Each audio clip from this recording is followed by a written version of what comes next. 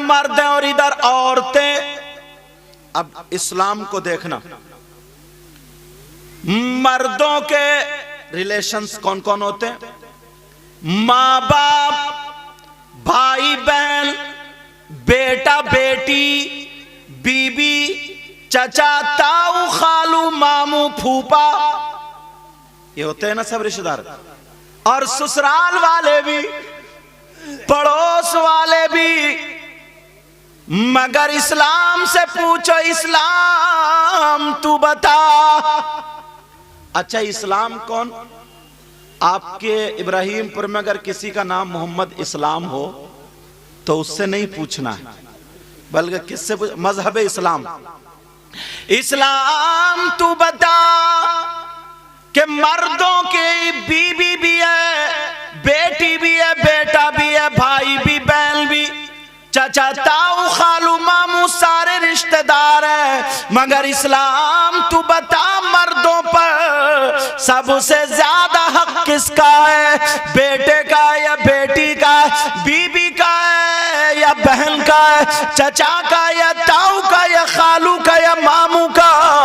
लोगों सुन लो, यहां से पैगाम लेकर के जाना, मर्दों पर सबसे ज्यादा उसकी बीबी का नहीं है, उसके बेटे का नहीं है, उसकी बेटी का नहीं है, उसके चचा, ताऊ, खालू, मामू का नहीं है, बल्कि मर्दों पर सबसे ज्यादा हक उसकी माँ और बाप का है। किसका बोलो? अब तुम्हें फैसला करना पड़ेगा, बीबी की कितनी साड़ी आती है और माँ की कितनी साड़ी आती है। ये फैसला आपको। अगर बीबी की तबीयत खराब हो जाए तो कितने डॉक्टर बदलते हैं, और माँ की तबीयत खराब हो जाए तो कितने डॉक्टर। अगर तुम मुसलमान हो तो इस्लाम की माननी पड़ेगी। इस्लाम ये कहता, मर्दों पर सबसे ज्यादा हक उसकी माँ और बाप का है। बोलो किसका? बोलो प्यारे। अच्छा चलो औरतों की तरफ आओ। औरतें भी, औरतों के भी रिश्तेदार हैं, इनकी भी माँ, इनका भी बाप, इनका भाई बहन, चचा, ताऊ, खालू, मामू, शौहर। तवज्जो है ना मेरी तरफ? इनके भी वही रिश्तेदार हैं। तो फिर औरतों पर सबसे ज्यादा हक किसका है? किसकी मानोगे? प्रेसिडेंट साहब की, मुखिया साहब की, मेरी, हाजी साहब की, इनकी नहीं, इस्लाम की मानोगे। किसकी मानोगे बोलो? शरीयत मुस्तफा ये बताती है, जरा तवज्जो रखो, गौर करो। जैसे मर्दों पर सबसे ज्यादा उसकी माँ और बाप का था, अगर औरतों के बारे में पूछा जाए तो मेरी बहन सुन ले, तुम्हारी भी माँ है, तुम्हारे भी बाप है, तुम्हारे भी भाई, तुम्हारी भी बहन, तुम्हारे सारे रिश्तेदार हैं। मगर इस्लाम से पूछो, इस्लाम बता, तू बता, औरतों पर सबसे ज्यादा किसका है? तो इस्लाम ये कहता है, माँ से ज्यादा हक, बाप से ज्यादा हक, बेटी से ज्यादा हक, बेटे से ज्यादा हक, सारे रिश्तेदारों से ज्यादा हक। जिनकी शादी हो गई है उन पर अगर है तो उसके शौहर का है। किसका बोलो? शौहर का। अब ये भी फैसला करें, माँ बाप की ज्यादा सुन रही हैं या शौहर की? शौहर अगर कहीं काम करने चला गया, बस फिर तो ये आजाद पंछी घूमती फिर रही है। जो माँ ने कह दिया, जो बाप ने कह दिया वो अमर है। नहीं मेरी बहन सुन ले, अगर जलसे में आई है तो ये बात लेकर के जाना, नबी फरमाते हैं औरतों पर सबसे ज्यादा हक जो है उसके शौहर का है। किसका बोलो? यहां तक के आता हदीसों में कि शौहर की इजाजत के बगैर बीवी को घर से कदम निकालना जायज नहीं। समझ रहे हैं मेरी बात? शौहर शौहर की इजाजत के बगैर बीवी को घर से कदम निकालना जायज नहीं। अब ये जितनी आई हैं ये तो सब इजाजत लेके आई होंगी। अरे बोलो ना, डर रहे हो कि तुम्हारा क्लास हो जाएगा इसलिए कहीं सोच लो अच्छा मौलाना साहब के सामने बहुत ज्यादा सर हिला रहे थे, अब बताओ तुम इधर को आओ। ये तो मामला नहीं है ना मेरी बहनें सुने, औरतों पर सबसे ज्यादा उसके शौहर का, शौहर की इजाजत के बगैर घर से कदम निकालना जायज नहीं। ये मसला। अब सुनो, दूसरी बात मैं बता रहा हूं, तवज्जो रखना। तुम चाहते हो कि तुम्हारी दुआएं कबूल हो जाए? बोलो चाहते हो? यही तो वजह है अल्लाह वालों की बारगाह में जाते हो, मजार शरीफ पे जाते हो, हर जगह जाते हो। मगर प्यारो ये भी सुन लो, मजार पर मर्दों का जाना जायज है, औरतों का जाना जायज नहीं। मजार पर औरतों का जाना जायज, औरतों के पीर के पांव दबाना जायज नहीं, औरतों को पीर की खिदमत करना जायज नहीं, औरतों को पीर के सर में तेल डालना जायज नहीं, औरतों को सामने बिठाल करके बैठ करके पीर को खाना खिलाना जायज नहीं। थोड़ी कर्री हो रही है तकरीर, लेकिन सुन लियो। सोच रहे होगा क्योंकि बाज पीर इतना बड़ा बदतमीज है, जब तक वो औरतों से मुलाकात नहीं करता उसकी पीरा मुरीदी पूरी नहीं होती है। मगर सुन लो प्यारो, सुन लो। और ये भी मैं एक बात बता दूं, मुझे कोई ऐसा वैसा मत समझियो, पूरी जिम्मेदारी से बोल के जाऊंगा। अगर एक बात गलत साबित कर दो तो मुंह मांगा इनाम। कुरान और हदीस से बोल के जाऊंगा, अगर एक बात भी गलत साबित कर दो तो मुंह मांगा इनाम। तो अब सुनो, औरत का मजार पे जाना जायज नहीं। वो बात अलग है, सबसे ज्यादा मजारों पे यही पड़ी है। जिस मजार पे देखो, जिस उरस में देखो, जिस मेले में देखो, अल्लाह माफ फरमाए, यहां तो बड़ी तहजीब से बैठी है, मगर मैं आता हूं ना जलसों में, कहीं कहीं उरस होता है, अल्लाह माफ फरमाए हालात इतने गंदे होते हैं। औरतें लड़कियां मेकअप करके, वो चुटियां बना करके, और वो नई नई साड़ी और जेवर, क्रीम, पाउडर, ये सारी चीजें लगा करके मोबाइल हाथ में लिया मेले में घूमती फिर रही हो। लोग कहते हैं साहब माशरा बिगड़ गया, माहौल बिगड़ गया, हालात अच्छा, ये जो औरतें मेले में घूम रही हैं, ये अमेरिका से आई होंगी, इंग्लैंड से आई होंगी, बारिश में बरस गई, आलूओं के खेत में पैदा हुई है।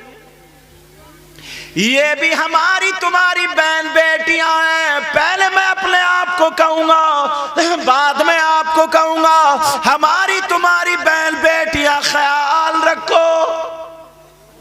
मगर माँ बाप मालूम है क्या है? यही माँ बाप इतने इतने बड़े मोबाइल दे दिए बेटियों को, इतने इतने बड़े। इस बाप से पूछो, बाप से, तुमने अपनी बेटी को मोबाइल क्यों दिया? बोलो बेटा, वो बात मत करो, मोबाइल क्यों दिया बेटी को? मोबाइल देने की जरूरत क्या है? किससे बातें करेगी? इसके ट्रक चल रहे हैं, बसें चल रही हैं, फैक्ट्री चल रही है, कारखाना चल रहा है, ट्रेनें चल रही हैं, हवाई जहाज चल रहे हैं। क्यों दिया बेटी को मोबाइल? किससे बात करेगी? कहां बात करेगी? तुम बाप हो के दुश्मन? 3 रोटी खाते हो, 1.5 की अकल रखो। जवान बेटी को मोबाइल दिया, जवान बेटी को मोबाइल देने की वजह क्या है? क्यों दिया? कौन सा ऐसा रिश्तेदार है? मगर बिल्कुल पता ही नहीं है। इतना सीधा, इतना भोला, यूट्यूब खोल के देखेगी तो मालूम है सबसे पहले वो गंदी गंदी बातें। वही लड़के, ओ बच्चों समझ नहीं आ रही, वही छोटी छोटी क्लिपें बना बना के डाल रहे हैं, लड़की लड़के आपस में गंदी गंदी बातें कर रहे हैं उसमें। वो देखने के लिए बेटी को मोबाइल दिया। व्हाट्सएप चलाएगी, कहां चलाएगी? फेसबुक चलाएगी, कहां चलाएगी? बात करेगी किससे करेगी? बेटी को मोबाइल की जरूरत क्या है? आज जो समाज में आग लगी है इसी मोबाइल के जरिए लगी। वो लड़की जो इब्राहिमपुर से निकल के बाहर नहीं गई, उसके पास फिल्मों का ढंग आ गया, उसके पास फिल्मों का तौर तरीका। जरा गौर करो प्यारे, आज आंखों में आंसू आ जाते। कितनी लड़कियां भाग जाती। क्या मां ने भगाई है? क्या बाप ने भगाई है? हां, ये मां बाप ने भगाई है। तुम कहो या मत कहो, मैं कहता हूं किसी ने नहीं भगाई है, मां बाप ने भगाई है। क्यों? क्यों दिया था मोबाइल हाथ में? किसकी बेटी को मोबाइल की जरूरत है? 8-10 लफंगे लड़के आए, वो हाल बाल उन्होंने बना लिए उल्टे सीधे, कपड़े पहन लिए उल्टे सीधे, बस मोबाइलों पे चैटिंग शुरू हो गई। जब हमारी बेटी के पास मोबाइल ही नहीं होगा तो किसका फोन आएगा? कहां से चैटिंग होगी? मगर मां बाप इस बात पर गौर नहीं करते, तवज्जो नहीं करते। मैं किसी की बेटी पे इल्जाम नहीं लगा रहा हूं, मगर भाई जरा सोचो, मैं भी इस्लामी रिश्ते का तुम्हारा भाई हूं, मैं तुम्हारा दुश्मन नहीं हूं। इतनी दूर से आया हूं तो कुछ ना कुछ तो ले लो। मैं ये कहना चाहता हूं, अगर बेटियों पे मोबाइल है तो यही वजह है रात के 11-11 बजे मोबाइल पे चैटिंग कर रही है। नहीं करती है क्या? रात के 11-11 बजे तक मोबाइलों पे चैटिंग। मगर हालात, न मां को परवाह है न बाप को परवाह। उर्सों में एक एक साल इंतजार करते हैं लोग, एक एक साल। ना जाने कितने खेत बर्बाद हो जाते हैं, कितने बच्चियों की इज्जतें नीलाम हो जाती, कितने झगड़े हो जाते हैं, कितनी घर से भाग जाती है। ये किसकी देन है? मोबाइल की देन है। खाली जलसा कर लो, नारा लगा लो, खा लो, पी लो, हम बड़े कामयाब हैं। तुम्हें पता नहीं है, हिंदुस्तान घूमता हूं, यहां तो बहुत मुसलमान है, जहां पर 50-50 है, वहां देखो ना जाने कितनी लड़कियां गैर मुस्लिम लड़कों के साथ भाग गई, ना जाने कितनी गैर मुस्लिम लड़कियां मुस्लिम लड़कों के टच हो गई। उन्होंने अपना धर्म बदल लिया, उन्होंने अपना धर्म बदल लिया। तू कैसा बाप था? अपनी बेटी को तूने घुट्टी में इस्लाम क्यों नहीं पिलाया? अपनी बेटी को इस मां ने दूध की जगह दूध में अपनी बेटी को घुट्टी में दीन और इस्लाम पिलाती। कैसी वो मुसलमान की बेटी है, कैसी वो लड़की है जो गैर मुस्लिम से टच होकर के हाई कोर्ट में जाकर के आज उसका निकाह हो गया। कितनी लड़कियां ऐसी है, बस मोबाइल के जरिए हम अपनी जिंदगी जी रहे हैं, हमें अपनी जिंदगी पे छोड़ दिया जाए। क्या यही इस्लाम का तरीका? बोलो जरा कुरान सुनो। अल्लाह फरमाता या अय्युहल्लज़ीना आमनू, आय हाय ए ईमान वालो, कू अनफुसकुम व अहलीकुम नारा, ए ईमान वालो अपने आप को और अपने घर वालों को जहन्नम की आग से बचाओ। बचा रहे हो जहन्नम की आग से? मेरी बोली थोड़ी कड़वी लगती होगी भाइयों को बहनों को भी। तुम्हारे यहां फंक्शन हो, शादी हो, शादी देख लेना, अगर 50 लड़कियां होंगी एक भी ढंग के कपड़े नहीं पहने होगी, सबके वही फैशनीले कपड़े, वही मेकअप, वही फिल्मों जैसा तरीका। कहां है ये बाप? अंधा हो गया क्या? कहां है ये मां? पागल हो गई है क्या? ये मां नहीं देख सकती मेरी जवान बेटी के सर पे आंचल है कि नहीं है, मेरी बेटी के दुपट्टा है कि नहीं है? मोबाइल ले लिया, सेल्फी लेती घूम रही है।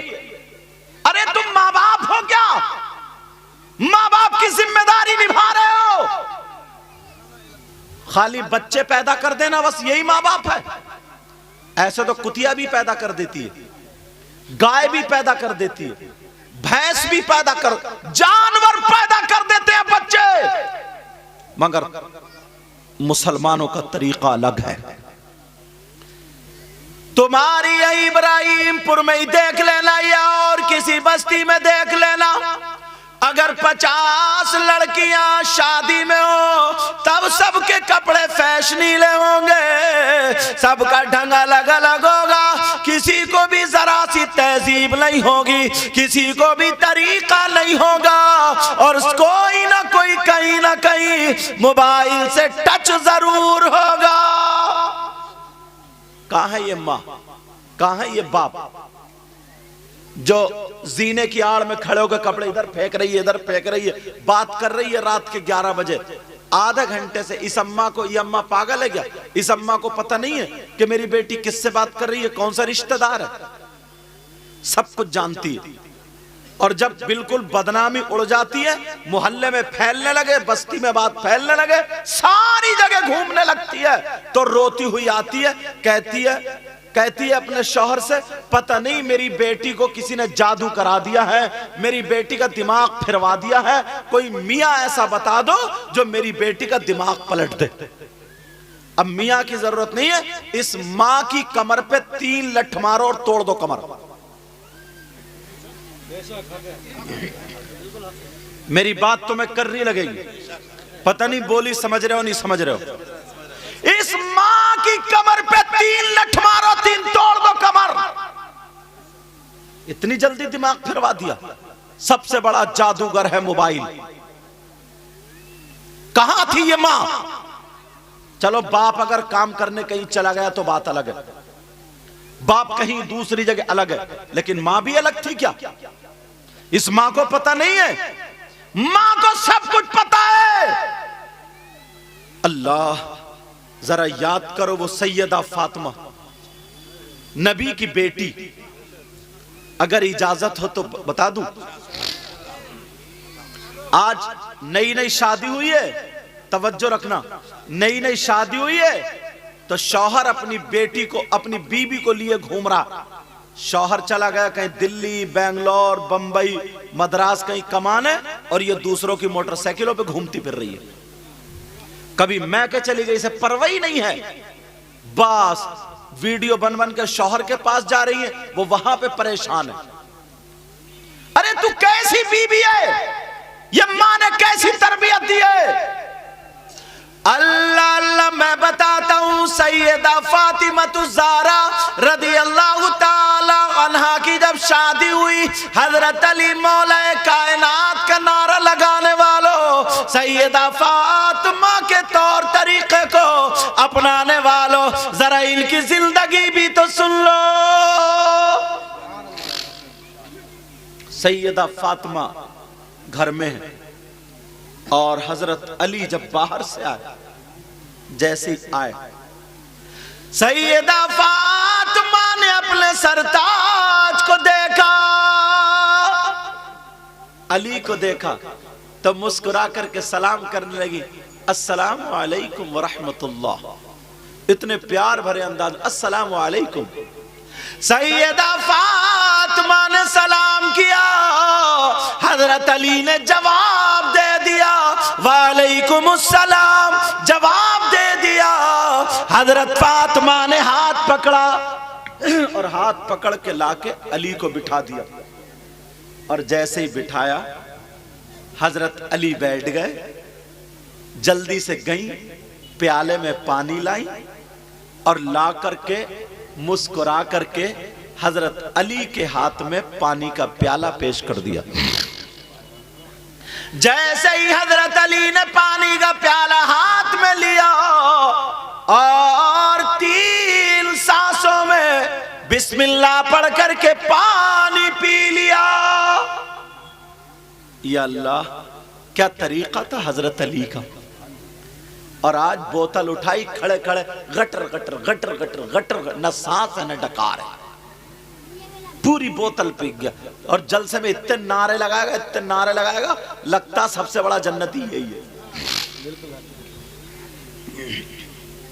हजरत अली ने 3 सांसों में पानी पिया और अल्लाह का शुक्र अदा किया। शुक्र अदा करने के बाद दोनों हाथों को उठाया और दुआ कर दी, ऐ अल्लाह मेरी फातिमा की जिंदगी और उम्र में बरकतें अता फरमा दे। अल्लाह बरकतें अता फरमा दे। सैयदा फातिमा ने मुस्कुरा करके ले लिया और आमीन कहा।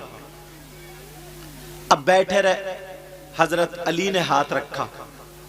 ये प्यार था, प्यार दोनों मियां बीबी का। हजरत अली ने हाथ रखा। हजरत अली कहने लगे, फातिमा फातिमा। कहा जी। कहा तुम मेरे घर में 3 दिन भूखी रही फातिमा, तुमने कभी मुझसे कुछ मांगा नहीं, तुमने नमक से रोटी खा ली फातिमा, मगर मुझसे कुछ मांगा नहीं। कहा फातिमा एक जोड़ी कपड़े पहन लिए, मगर तुमने मुझसे कुछ मांगा नहीं फातिमा। सैयदा फातिमा कहती है, मेरे सरताज तुम राजी, अल्लाह राजी, मेरे बाबा जानी राजी, फातिमा की जिंदगी का मकसद पूरा हो गया। अल्लाह का नहीं फातिमा, आज मैं अली तुमसे कहता हूं, चाहता हूं मांगो फातिमा, जो तुम्हें पसंद हो वो मांग लो, जो तुम्हें चाहत हो वो मांग लो, जो तुम चाहती हो वो मांगो। जब इतना कहा फातिमा कहने लगी, नहीं मेरे सरताज, नहीं नहीं, बस तुम राजी हो जा, फातिमा खुश है। कहा नहीं फातिमा, आज तुम्हें मांगना पड़ेगा। अल्लाह, फातिमा ने मांगा तो क्या मांगा, ये मेरी बहनें सुन ले। नबी की बेटी ने मांगा तो क्या मांगा। अपने घर जाके अगर तुम कहो ना अपनी बीबी से मांग ले, तो ऐसी चीज मांगेगी कभी जिंदगी में दोबारा बोलोगे नहीं। या थोड़ी मोड़ी शरीफ होगी तो कोई कहेगी सोने का कुंडल बनवा दो, कोई कहेगी हार बनवा दो, कोई कहेगी कोई अच्छी सी साड़ी लाती हो। ये सारी चीजें मांगेगी, मगर सैयदा फातिमा ने क्या मांगा जरा देखो। अल्लाह, मेरी बहनें ये जुमला लेकर के जाए और कमेटी वाले इन भाइयों को दुआएं देना। सैयदा फातिमा ने कपड़े नहीं मांगे, जूते चप्पल नहीं मांगे, खाना पीना नहीं मांगा। सैयदा फातिमा ने कोई सोना चांदी नहीं मांगा, बल्कि फातिमा रोने लगी। आंखों में आंसू आ गए, फातिमा रोने लगी, आंखों में आंसू टप टप गिरने लगे।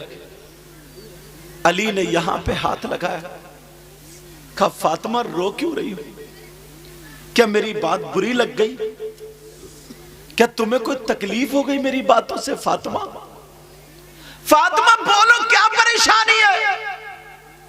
फातिमा रो रही है और कह रही है, मेरे सरताज मांग लूं। कहा मांगो मांगो। अली बोले फातिमा रो मत मांगो। ओ मेरी बहनों सुनो, फातिमा ने मांगा तो क्या मांगा, उन्होंने कोई खाने पीने की चीज नहीं मांगी, बल्कि नबी की बेटी कहने लगी, ऐ मेरे सरताज जब मेरा इंतकाल हो जाए, जब मेरा इंतकाल हो जाए, जब मैं दुनिया से चली जाऊं, जब मेरी रूह निकल जाए, जब मैं दुनिया से रुखसत हो जाऊं। अली ने मुंह पे हाथ रखा, फातिमा क्या कह रही हो। कहा नहीं मेरे सरताज आज बोलने दो। हाथ हटाया, आज बोलने दो। कहने लगी, मेरे सरताज जब मेरा इंतकाल हो जाए, जब मेरी रूह निकल जाए, जब मैं दुनिया से रुखसत हो जाऊं, तो मेरा जनाजा दिन में नहीं बल्कि रात में निकालना। जब इतना कहा, अली से फातिमा बोली, ऐ मेरे सरताज, मैं ये चाहती हूं कि मेरा जनाजा दिन में नहीं बल्कि रात में निकालना। तो हजरत अली कहने लगे, फातिमा जरा बोलो, कुरान की कोई आयत नहीं है कि औरतों का जनाजा रात में निकाला जाए, हदीस शरीफ भी नहीं है कि औरतों का जनाजा रात में निकाला जाए। तो फिर तुमने क्यों कहा कि औरतों का जनाजा रात में नहीं बल्कि दिन में निकाला जाए? तो मेरे जनाजा दिन में नहीं रात में निकाला जाए। ऐ फातिमा, तुमने क्यों मांगा? तो कहने लगी, मेरे सरताज जरा सुनने की बात है, मेरी बहनों दिल की तख्ती पे नोट करके ले जाना। जो लड़कियां बगैर दुपट्टे के घूमती हैं, जो लड़कियां फैशनीले कपड़े पहनती हैं, जो लड़कियां गैर लड़कों से मोबाइल पे बातें करती हैं, जो लड़कियां मोबाइल चला करके चैटिंग करती हैं, जो लड़कियां मोबाइल को गलत इस्तेमाल करती हैं, फातिमा की जिंदगी देखो। मेरे नबी की बेटी बोली, कहने लगी, मेरे सरताज मेरा जनाजा दिन में नहीं बल्कि रात में निकालना। कहा क्यों? कुरान में नहीं, हदीस में नहीं। फातिमा बोली, आपने कुरान नहीं पूछा, आपने हदीस नहीं पूछी, आपने फातिमा की चाहत पूछी, फातिमा की पसंद पूछी, फातिमा क्या चाहती है ये पूछा, फातिमा को क्या पसंद है ये पूछा। फातिमा ये चाहती है, फातिमा को ये पसंद है, जो पसंद है उसका नाम पर्दा है, पर्दा। मैंने इसलिए कहा कि जब तक मैं जिंदा रहूंगी किसी गैर मर्द की अपने ऊपर नजर पड़ने नहीं दूंगी। जब मैं मर जाऊं तो मेरे कफन पर भी किसी गैर मर्द की नजर ना पड़े। नारे तकबीर, नारे रिसालत, नारे रिसालत, रज़ाए मुस्तफा कॉन्फ्रेंस हजरत अल्लामा मौलाना मुफ्ती मुकीमुर रहमान साहब क़िबला। नारे तकबीर, नारे रिसालत, सुभान अल्लाह, सुभान अल्लाह। सैयदा फातिमा कहने लगी, मेरे सरताज मैं ये चाहती हूँ, मैं जब तक दुनिया में रहूं मैं पर्दे से रहूंगी, अपने ऊपर किसी गैर मर्द की नजर पड़ने नहीं दूंगी। मैं चाहती ये हूँ मेरे सरताज, जब मेरा इंतकाल हो जाए तो मेरे कफन का भी पर्दा हो, ताकि रात में निकले और किसी गैर मर्द की नजर ना पड़े। ये नबी की बेटी चाहती है, और हमारी बेटी तुम्हारी बेटी क्या चाहती है? उधर कोई बार बार चक्कर लगाएगी जिधर आदमी खड़े हैं। जब तक कोई इसके कपड़े ना देख ले, जब तक कोई इसके चलने फिरने को ना देख ले, तब तक इसके कलेजे को ठंडक नहीं पड़ती। ये हमारा तरीका था, हमारा। अल्लाह कैसे हालात आ गए प्यार। अब सुनो, यहां से लेकर के यहां तक दो तीन बातें और सुनाऊंगा, मगर जितने लोग हैं तवज्जो से सुन रहे हैं, इस तरफ से लेकर इधर तक। बताओ, एक सवाल करता हूं, तवज्जो रखना। वो शख्स, हाँ वो शख्स कितना बुरा होगा जिसके भाई का इंतकाल हो जाए, जिसका भाई दुनिया से चला जाए और वो अपने मरे हुए भाई का गोश्त नोच नोच के खाए। बोलो, उससे ज्यादा बुरा कोई हो सकता है? तुम्हारे इब्राहिमपुर में, तुम्हारे कोई गांव में ऐसा है जो अपने मरे हुए भाई का गोश्त खाता हो? बोलो हाँ या ना बोलो, हाँ या ना बोलो। नहीं, कोई ऐसा नहीं है जो अपने मरे हुए भाई का गोश्त खाता हो, आज तक नहीं देखा गया। मगर हदीस और कुरान की आयत सुनोगे तो तुम खुद कहोगे, हजरत 50% लोग ऐसे हैं, और औरतों में तो 80% है। कितना बुरा इंसान है जो अपने मरे हुए भाई का गोश्त खाता हो। कितना जलील इंसान होगा वो। मगर कुरान कहता है, सुनो, अल्लाह फरमाता है, कुरान की आयत है बिस्मिल्लाहिर्रहमानिर्रहीम वला यग़तब बादुकुम बादा अयुहिब्बु अहदुकुम अन याकुला लहमा अखीही मैतन फकरिहतुमू। पूछो इनसे कुरान की आयत है कि नहीं? अल्लाह फरमाता अगर कोई आपस में एक दूसरे की गीबत करता, एक दूसरे की चुगली करता, बुराई करता है, पीठ पीछे इधर की उधर लगाता है, तो गीबत करने वाला, चुगली करने वाला ऐसा है जैसे मरे हुए भाई का गोश्त खाने वाला। अब देखो कितने लोग गीबत करते हैं, कितने लोग चुगली करते हैं, कितने लोग बुराई करते हैं। आज के बाद गीबत नहीं करना, चुगली नहीं करना, पीठ पीछे बुराई नहीं करना। और सुनो, हदीस याद आने लगी यार, बड़ी काम की हदीस है, इसका बोलना बहुत जरूरी है। हाँ, हदीस का मेरे नबी ने अपनी उम्मत के बारे में बताया। क्या बताया?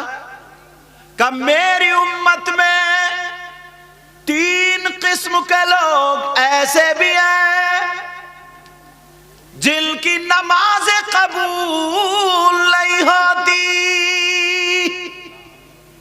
अल्लाह, जिनके रोजे कबूल नहीं होते, जिनकी ज़कात कबूल नहीं होती, जिनका हज भी नहीं, जिनका जलसा भी नहीं, जिनकी तकरीर नहीं, जिनकी नात नहीं, जिनका नारा नहीं, कोई इबादत काबिल कबूल नहीं। कितनी किस्म के लोग हैं बोलो? नबी फरमाते कितनी किस्म के बोलो? हदीस पढ़ दूं? आका फरमाते सलासा ला यक़बलुल्लाहु अज़्ज़ा वजल सरफ़न वला अदला आक़ व मन्नान व मुकज़्ज़िबुन बिक़द्र। अल्लाह, कौन सा ऐसा गुनाहगार है कि अगर नमाज पढ़े तो नमाज नहीं? तुम जलसा करते हो हर साल, कहीं ऐसा तो नहीं तुम्हारा जलसा रुका हुआ हो, कबूल ना होता हो? वो गुनाह करते हो, उस गुनाह की बिना पर कोई भी इबादत काबिल कबूल नहीं। कौन है वो गुनाह? खोलू? सुनना चाह रहे हो? ताकि नमाज अगर रुकी हुई हो तो चलने लगे। 40 साल हो गए, 10 साल हो गए पढ़ते हुए, भाई बहने दोनों, इतने दिन हो गए, कौन वो गुनाहगार है? सुनो, कोई सोचता होगा ना चोरी करने वाला, नहीं। कोई सोचता होगा ना शराब पीने वाला, नहीं। कोई सोचता होगा ना जुआ खेलने वाला, नहीं। फिर कौन है? कोई सोचता होगा ना सट्टा खेलने वाला, नहीं। झूठ बोलने वाला, नहीं। ये सारे के सारे बहुत बहुत बड़े गुनाह हैं, मगर एक गुनाह ऐसा है जिसकी वजह से अब वो गुनाह तुमने कर लिया तो नमाज पढ़ो तो नमाज कबूल नहीं, तो रोजा कबूल नहीं, ज़कात दो ज़कात कबूल नहीं, हज करो हज कबूल नहीं, उसका फर्ज भी कबूल नहीं, उसका नफल भी कबूल नहीं, और उसका वाजिब भी कबूल नहीं, उसकी कोई इबादत काबिल कबूल नहीं। सुना दो वो कौन है? आका फरमाते 3 किस्म के लोग मेरी उम्मत में ऐसे गुनाहगार हैं जिनकी कोई इबादत काबिल कबूल नहीं। नंबर 1, माँ बाप का नाफरमान। कौन है बोलो? माँ बाप का कहना ना मानने वाला, माँ बाप को सताने वाला, माँ बाप को तकलीफ देने वाला, चाहे वो कितने ही जलसे कर ले, चाहे वो कितनी नमाजें पढ़ ले, चाहे वो मौलाना हो या मुफ्ती हो, कोई भी हो, अगर उसके माँ बाप उससे नाराज है, वो माँ बाप को तकलीफ देता है, माँ बाप को नाराज किए हुए है, तो कितनी तकरीरें करे, कितने जलसे करे, कितने नारे लगाए, कितनी नमाजें पढ़े, कितने रोजे रखे, कितनी ज़कात दे, नहीं हो जाते, उसकी कोई इबादत काबिल कबूल नहीं। इसलिए पूरी दुनिया गलत हो सकती है मगर नबी का फरमान गलत क्या हो सकता है? क्या बोलो? नबी का फरमान गलत तो नबी फरमाते ला यक़बलुल्लाहु अज़्ज़ा वजल सर्फन वला अदला आक आनी अल आक़ लिवालिदै। जो माँ बाप को सताता है, माँ बाप को तकलीफ देता है, जो माँ बाप को नाराज कर देता है, उसकी कोई भी इबादत काबिल कबूल नहीं। तो मैसेज क्या जाएगा अब? ये माँ बाप को राजी करना है। और सुनो, एक चीज और याद आने लगी हजरत, वो औरतें जो कुरान पढ़े फिर भी जन्नत में नहीं, नमाज पढ़े फिर भी जन्नत में नहीं, रोजा रखे फिर भी जन्नत में नहीं, ज़कात दे फिर भी जन्नत में नहीं, हज करे फिर भी जन्नत में नहीं, नफिल पढ़े फिर भी जन्नत में नहीं, तस्बीह पढ़े फिर भी जन्नत में नहीं, बहुत सारी नेकियां करे फिर भी जन्नत में नहीं। कौन औरत है वो? खोलू हदीस शरीफ सुनोगे? मेरी बहनें सुन ले। कौन औरत है जो नमाज पढ़े फिर भी जन्नत में नहीं जाएगी, रोजे रखे फिर भी जन्नत में नहीं जाएगी, जलसे सुने फिर भी जन्नत में नहीं जाएगी? एक गुनाह करने की बिना पर कौन सी गुनाहगार औरत है वो सुन ले। अगर हो तो आज तौबा कर लेना ताकि सारी चीजें उसकी खुल जाएं। कौन है वो? अब जरा हदीस टटोलो, हदीस पढ़ो। नबी फरमाते वो औरत वो है जो अपने शौहर का कहना नहीं मानती, जो अपने शौहर को तकलीफ देती है, जो अपने शौहर को नाराज कर देती है, जो अपने शौहर से लड़ती है। इतनी लड़ाई, रात को इसका बिस्तर अलग, इसका अलग। अगर ऐसा हो तो वो औरत कितनी नमाजें पढ़े, कितने रोजे रखे, कितनी ज़कात दे, कितने कुरान पढ़े, अगर शौहर नाराज है तो वो जन्नत में नहीं जाएगी। इसलिए नबी फरमाते अगर मेरी बात हो तो गलत, किसी मौलाना की हो तो गलत, क्या नबी की बात भी गलत हो जाएगी? तो जो औरतें अपने शौहरों को परेशान करती हैं, अपने शौहरों से लड़ती हैं, अपने शौहरों पे जुल्म करती हैं, अपने शौहरों को परेशान करती हैं, 10,000 रुपए महीने में कमाता है, 15,000 रुपए का खर्चा लाद देती है, उसको जलील करती है, और यहां तक के लड़ाई इतनी कि अपने मैके को भाग जाती है, या रात को सुबह को खाओ तो खाने पे किचकिच, दोपहर को खाओ तो खाने पे तू मैं, शाम को खाओ तो खाने पे लड़ाई, हत्ता पाई। शाम को बिस्तर हो तो बीबी उधर नाराज लेटी है, शौहर उधर नाराज लेटा। ऐसी बीबी कितनी नमाजें पढ़ ले, कितने रोजे रख ले, कितनी ज़कात दे, कितने हज कर ले, कितने अल्लाह को राजी करे, जब तक शौहर नाराज है तो अल्लाह भी नाराज है। समझ में आ रही बात? अच्छा सुनो, एक और बता दूं, ये तो और तो शौहर की भी तो है। वो कौन शौहर है जिसका हश्र जालिम बादशाह के साथ होगा? नमाज पढ़े, जालिम बादशाह कौन है? फिरौन, कारून, नमरूद, हामान, शद्दाद, और आज क्यों कि मैं नाम ही नहीं लेता, सब जानते कौन शौहर है वो।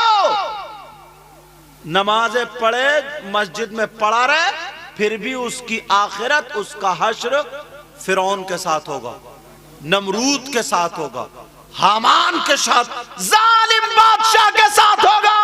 शौहर सुन ले, कौन शौहर है वो? वो शौहर है जो अपनी बीवी के तमाचे मारता है, अपनी बीवी पे डंडा उठाता है, अपनी बीवी पे जूता चप्पल पकड़ता है, अपनी बीवी को घर से बाहर निकाल देता है, अपनी बीवी पे जुल्म करता है, अपनी बीवी पे इल्जाम लगाता है, अपनी बीवी पे तोहमत लगाता है, अपनी बीवी पे गंदगी का इल्जाम लगाता है, किसी से बात करे या ना करे उस पे ऐब लाद देता है, कहता है तू तो गलत है, तेरा चालो चलन गलत है, तू जिस्म गलत इस्तेमाल करती है।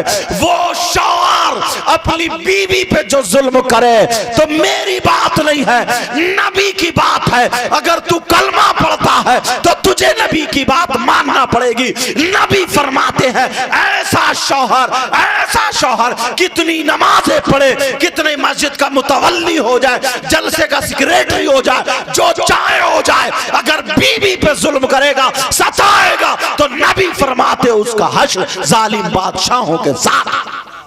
नारे तकबीर, नारे रिसालत, नारे रिसालत, रज़ाए मुस्तफ़ा कॉन्फ्रेंस, रज़ाए मुस्तफ़ा कॉन्फ्रेंस, मसलके आला हजरत। सुभान अल्लाह, सुभान अल्लाह। अमल करना न करना वो तुम्हारा काम है, हमारा काम है बताना। कुछ लोग जलसे में आते, आखिर तक बैठते, लेकिन वो सुनने वाले होते हैं। कुछ लोग मजा लेने के लिए आते हैं और वो मजा लेकर के चले जाते हैं। असल में फिर मजबूरी बन गई है ना, चंदा पूरा नहीं होता है तो बीच में चंदा कराया जाता है, तो कुछ लोग चंदा देने की वजह से वैसे उठ के चले जाते हैं। अगर ऐसे ही चंदे होते रहे तो मेरी ये बात लिख लियो, मैं कह करके जा रहा हूँ, अगर ऐसे ही चंदे होते रहे तो लोग जलसों में आना कम हो जाएंगे, जलसों में आना कम हो जाए। क्योंकि जलसा जो होता है वो इस्लाह के लिए होता है, जलसा जो होता है वो नबी की बातों का पैगाम पहुंचे। मगर एक बात और बता दूं, ये मुबारकबाद के लायक है ये लोग रुपए, 2 रुपए, 10 रुपए, 100 रुपए जो तुम्हारे घरों पे घूम रहे हैं इकट्ठे कर करके, समझे, कैसे कैसे आलिम तुम्हारे यहाँ आ रहे हैं, तुम्हें देखने को नहीं मिलेंगे, समझे, जो खाली मोबाइलों पे देखते हो। और तुम्हारे गांव का नाम ये चैनल वाले ना, इनके जरिए पूरे हिंदुस्तान में जाता है, हमारी तकरीरें बाहर भी सुनी जाती हैं। समझ में आ रही है बात? इस लिहाज से ये तुम्हारे गांव का नाम होता है। और कितने आलिम ये लोग आते हैं, इनके पाँव तुम्हारी बस्ती पे पड़ जाते हैं, पता नहीं कितनों की बीमारियां दूर हो जाती हैं, कितनी आफतें दूर हो जाती हैं, कितनी बुराइयां खत्म हो जाती हैं, अच्छाइयां हो जाती हैं। और मेरी तबीयत खुश हुई है ना, मदरसा 2-3 साल से जो कायम हुआ है, एदादिया तक की पढ़ाई शुरू हो गई है। इंशाल्लाह एक दिन वो होगा हाजी साहब, इस मदरसे में वो दिन होगा, कभी ना कभी देखना हम दस्तार में आएंगे तो यहाँ के बच्चों की दस्तार के लायक होंगे। किसी को हिफ्ज की दस्तार होगी, किसी पे क़िरात की दस्तार होगी, किसी पे आलमियत और फाजलियत की दस्तार होगी, समझे, कोई मौलवी से फरागत हासिल करेगा। समझ रहे हैं मेरी बात? ये एक दिन तुम्हारा गांव जो होगा ना, दीनी गांव होगा, दीनी। तो कमेटी वाले अगर चंदा करते हैं तो अपने बेटे या बेटी के लिए नहीं करते हैं, या अपने घर वालों के लिए नहीं करते हैं, समझ में आ रही है? इसलिए करते हैं कि तुम्हारे यहाँ ऐसा जलसा हो, ऐसा जलसा हो कि इससे दीन का काम हो, दीन का काम हो, दीन का काम हो। समझ में आ रही है बात? समझ रहे मेरी बात? समझ रहे मेरी बात अच्छे से या नहीं? इसीलिए मैं तुम्हें वो बातें बता रहा हूँ, आखिरी वक्त में ये बातें बता रहा हूँ, समझ में आ रही होंगी मुझे पूरी उम्मीद है, क्योंकि आप लोग बाहर निकल के जाते हो। ऐसी बातें बता रहा हूँ जो हमारी आपकी जिंदगी को बदल देंगी इंशाअल्लाह, अगर हमने और आपने अमल किया तो। अब सुनो, एक बात और सुनाना चाहता हूं। सुनना चाह रहे हो? बोलो हाँ या ना बोलो। अच्छा एक काम करो, ज्यादा देर नहीं बोलूंगा, अगर आपको तकलीफ ना हो तो मुझे ज्यादा गर्दन उठानी पड़ रही है, अगर आपको तकलीफ ना हो, अच्छा लगे तो मेरे करीब आ जाओ, ज्यादा देर नहीं बोलूंगा, मेरे करीब उठ के इधर आ जाओ, मेरे पास में आ जाओ, उठ के सारे लोग आ जाओ, सारे लोग अपना अपना पराल वहीं रहने दो और लियो, आगे भी जाओ, सब लोग मेरे करीब आ जाओ। ज्यादा देर नहीं बोलूंगा, लेकिन 2-3 बातें बताऊंगा बड़ी काम की, जहन में आ गई ये बातें, समझ में आ रही? 1:12 हो गए, 1:12। हमें तो ज्यादातर अक्सर टाइम ऐसा दिया जाता जब आधे रोते होते और आधे सोते होते, समझे, आधे सोते होते आधे रोते होते, समझे, और आधे नींद में यूं झूमते होते हैं, समझे, पार निकल के जाए। अल्लाह ताला बरकत अता फरमाए, अल्लाह अपना करम फरमाए। ले हज़रत उसमें दे दियो, अल्लाह ताला अपना करम फरमाए। अब जल्दी से बैठ जाओ, मैं फौरन बताने वाला हूँ, जल्दी से बैठ जाओ। देखिए माशाल्लाह कितने प्यारे लग रहे हैं।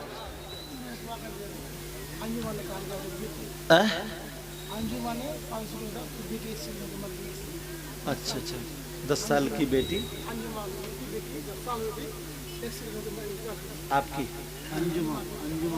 अंजुमा, बेटी का नाम अंजुमा है, शबाना बेटी का नाम है।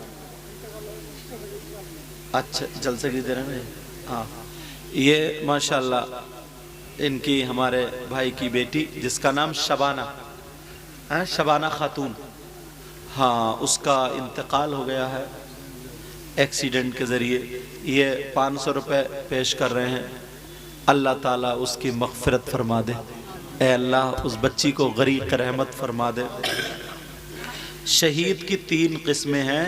एक किस्म ये भी है कि पैदाइश के वक्त पे अगर किसी औरत का इंतकाल हो जाए तो वो भी शहीद है। पेड़ से गिर के इंतकाल हो जाए तो वो भी शहीद है। दीवार से दब के मर जाए तो वो भी शहीद है। टकरा के एक्सीडेंट होके मर जाए तो वो भी शहीद है। तालाब में डूब के मर जाए वो भी शहीद है। जल के मर जाए तो वो भी शहीद है। पेट में दर्द, अपेंडिक्स, ताउन, उससे मर जाए वो भी शहीद है। तो माशाल्लाह तुम्हारी बच्ची को शहादत का मर्तबा मिला। अल्लाह ताला उसके माँ बाप को सब्र जमील अता फरमाए। चलो मैं बात बता रहा था, 2-3 बातें और बताऊं बड़े काम की। ज्यादा देर नहीं बोलूंगा, जितनी देर आपको यार। कोई नौजवान इतना खराब होगा बेटा, कोई नौजवान इतना खराब होगा। मेरी बहनें बैठी हैं मगर सुन लेना, मसला थोड़ा सा हल्का करके बोलूंगा, ठीक है। जो अपनी सगी मां पर गलत नजर रखता हो, समझ गए मेरी बात, वो इंसान कितना खराब होगा, कितना बुरा होगा, कितना जलील होगा, कितना नीच होगा जो अपनी मां के साथ गलत हरकत करे। गलत हरकत समझ गए ना, मेरी बात पूरी समझ रहे हैं? हाँ अल्हम्दुलिल्लाह। आप सोचोगे कौन है जनाबे वाला वो, तो प्यारे आज के दौर में 20% लोग ऐसे हैं जो अपनी मां के साथ मुंह काला करने जैसे हैं। मेरी बात हो तो पलटा दो, नबी की बात है। 2 हदीसें हैं, आका फरमाते हैं, तुमने नाम सुना होगा सूद और ब्याज का। या सूद और ब्याज बोलते हैं? सूद और ब्याज, खाने वालों, लेने वालों, देने वालों।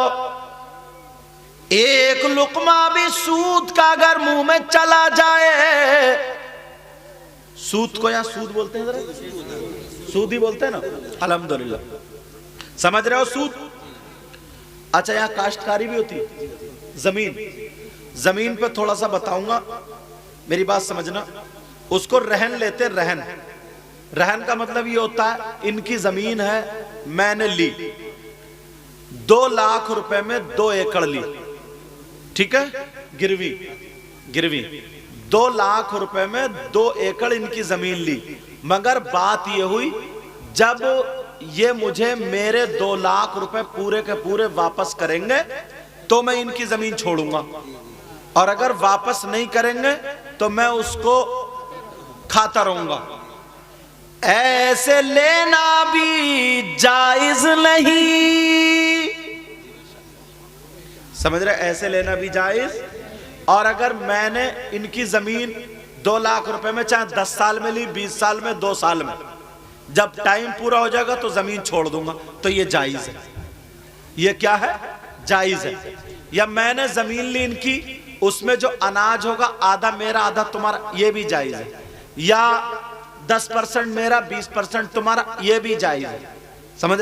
लेकिन वैसे जो रुपए पूरे के पूरे वापस करना वैसे जायज नहीं। अब हराम ऐसा खाना, अब जरा सुनो, सूद और ब्याज जो रुपये उठा देते हैं, किसी की बेटी की शादी हो उसे 50,000 दे दिए 60 लूंगा, किसी की जमीन का टाइम है उसे 10,000 दे दिए 12 लूंगा, या कोई और दुकान रख रहा उसे लाख रुपए दिए 1,20,000 लूंगा, ये सूद है सूद, समझ रहे होगे सूद।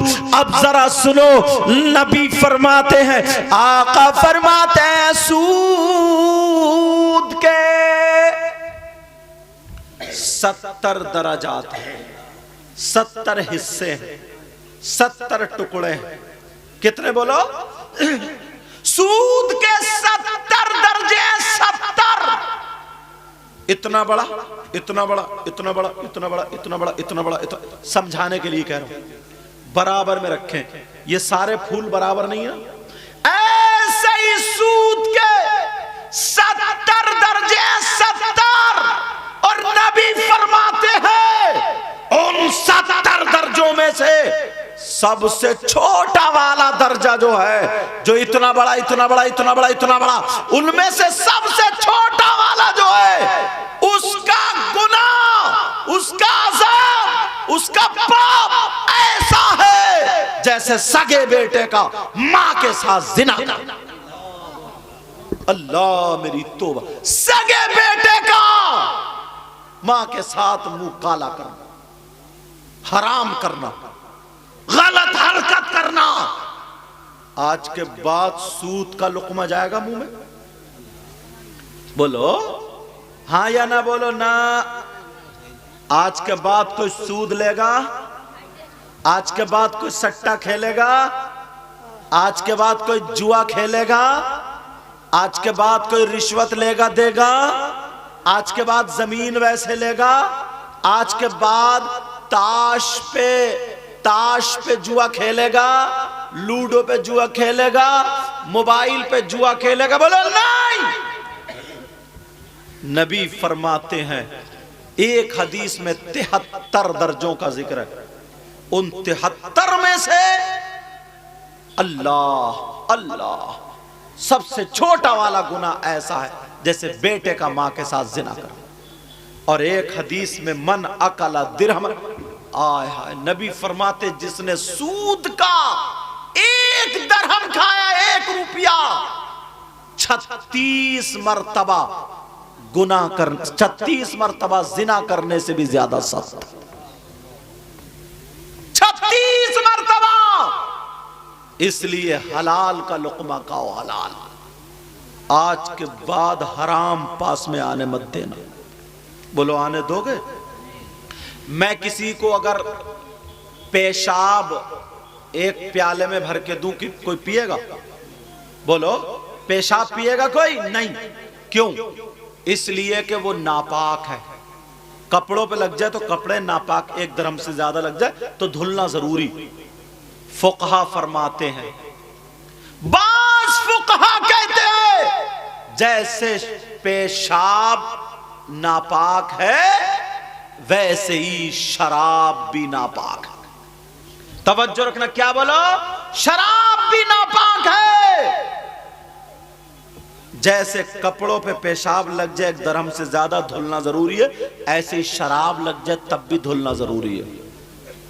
हजरत अली फरमाते हैं, अगर किसी तालाब में शराब के चंद कतरे डाल दिए जाए और वो तालाब खुशक हो जाए, उस जमीन पे घास जमाए, हजरत अली फरमाते हैं उस घास को मेरी बकरियां चर ले, तो अली वो है कि उन बकरियों का दूध भी नहीं पिएगा। अल्लाह अल्लाह अल्लाह, दूध भी नहीं पिएगा। ये हजरत अली फरमाते। जहन्नम में लोग ऐसे होंगे, शराबियों की ग़िज़ा सुनो, जहन्नम में लोग ऐसे होंगे जिनके पेट मोटे मोटे होंगे, उन्हें पेशाब लगेगा मगर पेशाब उतरेगा नहीं, उनकी शर्मगाह सड़ जाएगी। हदीस में आता है जो शराब पीते हैं, सुन लेना, उनकी शर्मगाह सड़ जाएगी।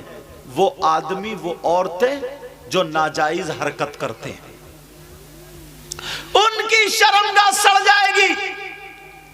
और पेशाब नहीं उतरेगा, वो चीखेंगे, चिल्लाएंगे। इधर शराबी कहते होंगे प्यास, हमें पिलाओ पिलाओ पिलाओ।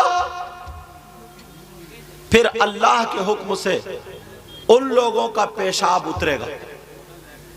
तो शर्मगाह तो सड़ रही है, बात नहीं, शर्मगाह तो सड़ रही है। पेशाब के साथ पीप, खून, कचलऊ और पेशाब, गंदा मवाद पेशाब के जरिए निकलेगा और जहन्नम की काली आग लपेटे मार के एक जगह गड्ढे में आ जाएगी, एक गड्ढा। जब वो शराबी कहेंगे हमें पिलाओ पिलाओ, उन्हें इतनी लगेगी शराब की, इतनी लगेगी, इतनी लगेगी, कहेंगे पिलाओ पिलाओ। तो उन शराबियों को वही पेशाब, खून, पीप, कचलऊ, गंदा मवाद वही पिलाया जाएगा। तौबा तौबा, सब तौबा करो, बोलो या अल्लाह हमारी तो, जो पीते हैं वही तौबा नहीं करे, सब तौबा करें, समझो, बोलो या अल्लाह हमारी तौबा है, आज के बाद कोई भी गलत हरकत नहीं करेंगे, तमाम आफतों से, तमाम बलाओं से, तमाम बुराइयों से बचते रहेंगे। बोलो इंशाअल्लाह, बोलो इंशाअल्लाह। अब सुनो, अगर किसी पे अल्लाह की लानत बरसे, किसी शख्स पे भी अगर अल्लाह की लानत, चाहे मर्द हो या औरत, किसी पे भी अगर अल्लाह की लानत बरसे, वो कामयाब हो सकता है। अब ढूंढो इब्राहिमपुर में किस पे लानत बरसती, मैं तलाशूं, मैं ढूंढ के बताऊं? सोचोगे यार सैयद साहब आजिया, इन्हें कैसे पता चलेगा? औरतें भी देखे, आदमी भी देखे। बोलो ढूंढूं, हाँ या ना? तो बोलो, बोलो बता दूं। अल्लाह फरमाता बिस्मिल्लाहिर रहमानिर रहीम, लानतुल्लाहि अलल कादिबीन, झूठों पर अल्लाह की लानत है। किस पे? बोलो। अब सुबह से शाम तक अपना हिसाब लियो, कितनी मर्तबा झूठ बोल रहे हो। और ये जो मोबाइल है ना, मोबाइल, इसने तो मौलानाओं तक को नहीं छोड़ा। तुम ही नहीं, मौलाना भी झूठ बोल रहे हो। कहां पहुंच गए हजरत? है किशनगंज में तो बता रहे बिलासपुर, ये भी झूठ है। कहां पहुंचे हजरत? और मुझे इधर के नाम याद है, उत्तर दिनाजपुर में तो बता रहा कहां, दक्षिण जलालपुर में, अच्छा दक्षिण दिनाजपुर में, समझे? कहां पहुंचे हजरत? है बारसोई तो बता रहा दाल खोला। बोलो ये झूठ है ना? ये मौलाना भी फंसेंगे, बचेंगे नहीं। और औरतें, अल्लाह, माँ बोले गोद में बच्चा है, नहीं चुप रहा, रो रहा, तो बोली चुप, देख बिल्ली आ गई, देख कुत्ता आ गया, देख बंदर आ गया। ये सच है क्या? ये भी झूठ है। अब्बा जान घर से जा रहे हैं, बच्चे ने पकड़ लिया दामन, अब्बू कहाँ जा रहे हो? बोले बेटा मेरे सोना, तुम्हारे लिए मिठाई लेने जा रहा हूं। मार गया झूठ, मार गया नहीं मार गया? बोलो हाथों हाथ झूठ। जरा झूठ देखो कितना बोला जा रहा। अब जरा गौर करो, अल्लाह फरमाता लानतुल्लाहि अलल कादिबीन, झूठों पर अल्लाह की लानत। 50 मरतबा तो सभी बोल लेते होंगे, बाद बाद मौलाना भी मार देता होगा 50 मरतबा। अब बताओ, अगर जिस पे, ऐसे रख लो, जब जमाई आया करे, जमाई ऐसा इसको क्या बोलते हैं? क्या बोलते हैं? हामी। हामी हामी जब आया करे हामी, तो मुंह पे बायां हाथ रखा करो, ये ऐसे करके, और दिल में ख्याल किया करो अंबिया अलैहिमुस्सलाम को जमाई नहीं आती थी, अंबिया अलैहिस्सलाम को हामी नहीं आती थी, तो इंशाल्लाह रुक जाएगी। बाद में ला हौला वला कुव्वता पढ़ा करो। भाई को आई इसलिए मैंने मसला बता दिया। अल्लाह ताला इनको जज़ाए खैर अता फरमाए। इन्हीं के जरिए एक मसला पता चल गया। तो झूठ बोलना उन पे अल्लाह की लानत बरसती है, लानत। अब मुझे बताओ, जिस पे अगर अल्लाह की लानत बरस जाए तो क्या वो कामयाब हो सकता है? हो सकता है क्या? अब कहता पता नहीं यार मेरा काम क्यों नहीं चलता, पता नहीं मुझे बरकत क्यों नहीं होती। हजरत ऐसी दुआ करो घर में बरकत। पहले तुम तो झूठ बोलना छोड़ दो, तभी तो बरकत होगी। जब हरकत अच्छी होगी, जब हरकत ही अच्छी नहीं तो फिर बरकत कहां से? क्योंकि पूरी दुनिया गलत हो सकती है मगर अल्लाह का कलाम गलत नहीं हो सकता। छोटी छोटी छोटी छोटी बातों अगर लेके चलो ना तो इससे इंसान कामयाब हो सकता है। अगर तुम्हारे यहाँ कोई सदका कर दे, 1 किलो सोना अगर अल्लाह की राह में खर्च कर दे तो उसका पूरे गांव में नाम हो जाएगा। और अगर 1 क्विंटल अगर सोना सदका कर दे तो पूरे शहर में, अव्वल तो 1 क्विंटल की बात हो गई नहीं, पूरे सूबे में हो जाएगा। मगर अपने नबी पे दुरूद और सलाम भेजो करोड़ों मर्तबा प्यारे। नबी ने ऐसा रास्ता बता दिया, हजारों क्विंटल सोना 1 हफ्ते में जुमे के दिन तुम सदका कर सकते हो। कैसे बताऊं मैं? बताऊं? हजरत अबू बकर सिद्दीक रज़ी अल्लाह ताला जुमे के दिन मस्जिद में जाकर के मस्जिद को झाड़ते थे, पोंछते थे और साफ किया करते थे। जो कूड़ा निकलता था उसे बाहर फेंक दिया करते थे। एक दिन एक सहाबी ने पूछा, आका ऐसा क्यों करते हैं अबू बकर? तो मेरे नबी ने जुमे के दिन कयामत तक के मुसलमानों के लिए बयान फरमा दिया, ऐ लोगों जो भी जुमे के दिन मस्जिद झाड़ेगा, पोंछेगा, साफ करेगा, नमाजियों के लिए तैयार कर देगा, एक मुट्ठी कूड़ा निकाल के बाहर फेंक देगा, ओहद पहाड़ की बराबर सोना सदका करने का सवाब मिल जाएगा। करते हो जुमे के दिन मस्जिद साफ? जुमे के दिन तुम तो खुद साफ हो जाइयो, खड़मुत्तू कहीं के। खड़मुत्तू का मतलब खड़े खड़े मूतने वाला। ये बंगला नहीं है, कहीं सोच रहे हो यार बंगला बोल रहा है। समझ में आ रही है बात? 8 दिन में अगर तुम ऐसा करोगे तो कामयाब हो जाओगे। मगर कोई मस्जिद का सदर है या मुतवल्ली है या कोई ओहदा होगा तो जुमे के दिन जाएंगे या कमर पे हाथ रखेंगे और रखने के बाद कहेंगे, इमाम साहब तुम्हें ये जाला नहीं दिख रहा, तुम्हें ये कूड़ा नहीं दिख रहा? अच्छा, इमाम साहब करेंगे अब इसकी सफाई। तुम बड़े ऊंचे सदर हो गए, तुम्हारा मकाम क्या अबू बकर सिद्दीक से ऊंचा हो गया?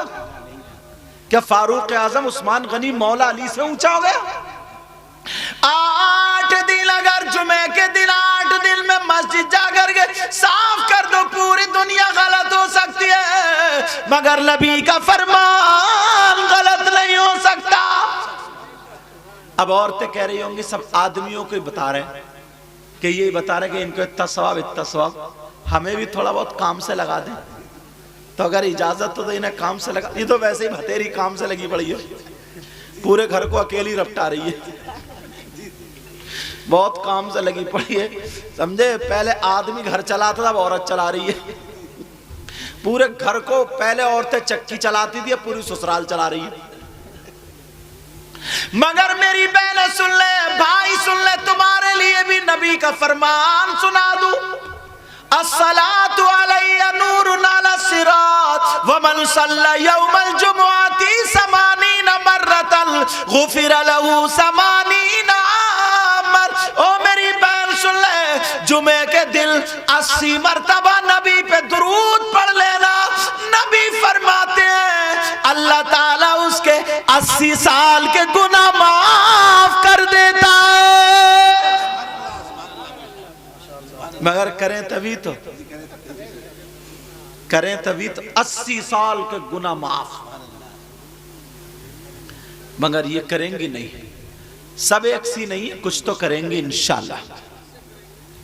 गुफिर लहू ज़ुनूबु समानीना आमन, 80 साल के गुनाह अल्लाह ताला, यहां गुनाह मतलब सगाइर, गुनाह माफ कर देता है। तुम्हारे लिए भी है, क्योंकि औरतें मस्जिद में नहीं जा सकती, इसलिए अपने घर पे मुसल्ले पे बैठ के पढ़ेंगे। आप लोग जो है मस्जिद में पढ़ लो, मुश्किल से यार आधा घंटा लगेगा। 80 मरतबा दुरूद शरीफ पढ़ने में हजरत आधा घंटा लगेगा ना, आधा घंटा। आधे घंटे में यार 80 साल के गुनाह यार। और आधा घंटा मस्जिद में जाके बैठ गए, कितनी सांसें ले रहे हैं एक मिनट में? 8-10 मरतबा तो ले ही लेते हैं एक मिनट में, इतनी सांसें। और एक घंटे में कितनी सांसें लेंगे? नबी फरमाते एक सांस पर मस्जिद में बैठ के जो लेता उसे 400 नेकियां मिलती हैं, एक सांस पर। मगर सारी चीजों से हम दूर होते चले जा रहे हैं। एक बात और बता दूं और खत्म। यार जो आदमी हज करके आता है, कितना ऊंचा मकाम है उसका, बहुत ऊंचा मकाम है ना। नबी फरमाते हैं गुनाहों से ऐसे पाक हो जाता है जैसे माँ के पेट से पैदा होने वाला बच्चा गुनाहों से पाक होता है, ऐसे पाक हो जाता है। मगर हज किसका कबूल होता है? कोई गारंटी ले सकता है मेरा हज कबूल हुआ? उलमा ने लिखा है पहचान ये है, जो हज करने के बाद अगर बुरे काम छोड़ दे तो समझ लो उसका हज कबूल। और अगर हज अब भी हज कर आया और बुरे काम अब भी शुरू हैं तो समझ लो खाली टक्कर मार गया ये, समझे। लेकिन अगर किसी के पास 1 रुपया नहीं है, आज के दौर में 4 लाख में हज हो रहा, तो वो कैसे जाएगा? भाई बहन के लिए बड़ी प्यारी बात बता, तुम रोजाना हज कर सकते हो, अपने नबी पे कुर्बान जाओ। बता दूं आसान तरीका, 1 रुपया नहीं हो तब भी हज कर सकते हो, जेब में अठन्नी ना हो तब भी हज कर सकते हो, 1 सिक्का ना हो तब भी हज कर सकते हो। वो कैसे कर सकते हैं जरा सुनो। नबी फरमाते, आका फरमाते, अगर जिसके माँ बाप रात को माँ बाप को सुला दो, बिस्तर पे सो जाए, माँ बाप की खिदमत करो, सुबह को जब खुले फजर की अजान हो तो मस्जिद में जाने से पहले माँ बाप को मुस्कुरा करके देख लो, माँ बाप का दीदार कर लो, वो देख ले तो सलाम कर लो। नबी फरमाते माँ बाप का दीदार करना एक हज मकबूल का सवाब है। मगर करो तभी तो, तुम तो रोजाना कर सकते हो यार। नबी की बातों पे अमल करना छोड़ दिया, इसलिए परेशान है, इसलिए तकलीफ में। आज के बाद नबी की बातों पे अमल करोगे? बोलो इंशाल्लाह, बोलो। नमाजों की पाबंदी करोगे, बुराइयों से बचोगे, मेरी बहनें इंशाल्लाह पर्दा करेंगी। मैं इशारा बहनों कर रहा हूं, देख तुम्हारी तरफ रहा हूं, ठीक है? इंशाल्लाह मेरी बहनें पर्दे में रहेंगी। आज के बाद मोबाइल को गलत इस्तेमाल नहीं करेंगे, अपनी माँ की इज्जत का ख्याल रखेंगी, बाप की इज्जत का ख्याल रखेंगी, खासकर मुसलमानों की इज्जत का ख्याल रखेंगे। क्योंकि मुसलमान की बेटी वो है, मर जाती है मगर अपना कदम शरीयत के खिलाफ नहीं उठाती। मुबारकबाद है इन कमेटी वालों के लिए, ये हर साल जलसा करते हैं। और मैं तो खैर गुनाहगार हूँ, दुआ करो अल्लाह मुझे भी अच्छा कर दे। अच्छे अच्छे उलमा हाजिर होते, अल्लाह मुझे भी अमल की तौफीक अता फरमाए, आपको भी अमल की तौफीक अता फरमाए। इसमें जो गलती हो